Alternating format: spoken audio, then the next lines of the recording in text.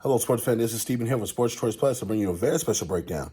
I'm going to be covering the Steelers are having a good offseason. They're having a good offseason right now. Before I get right into that, I want to make sure you're subscribed to the YouTube channel so you can get all the updates each and every time we break down. So, without further ado, let's get right into it. Looking at the Pittsburgh Steelers offseason, everybody's looking at Mitchell Trubisky. They're saying, oh, they signed somebody that's going to push Mason Rudolph, and this is going to be a quarterback battle. I think that's one piece that they made in a chess move, and I think that's going to be a productive move. I think that in a different environment, I think Trubisky could have success if he gets his confidence back. He still was a number 2 overall pick in the draft. So I don't think Chicago was an ideal landing spot because he never got the proper support from the offensive line standpoint.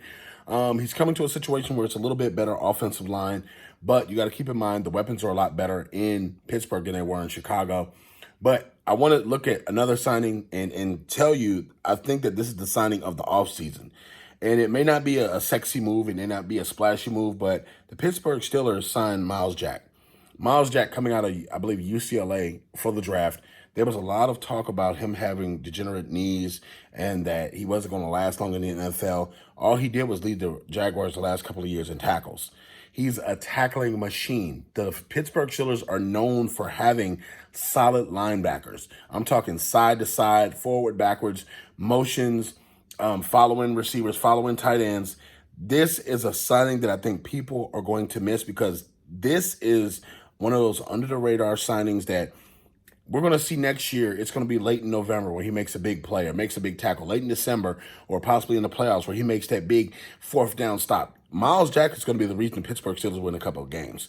I think that throughout his career, he's only missed, 5 or 6 games throughout his whole career, and it hasn't all been towards knee problems. So you got to keep in mind, this kid's in a prime. He was released in the prime of his career, and now he's a thumper. He's a thumper who gets after the quarterback, who gets after the ball, and he tackles like a machine. So therefore, when I'm looking at this signing, I'm looking at the Steelers like, okay, you got a bargain deal. You got him for 2 years, so if it doesn't really work out, you can get out of the deal.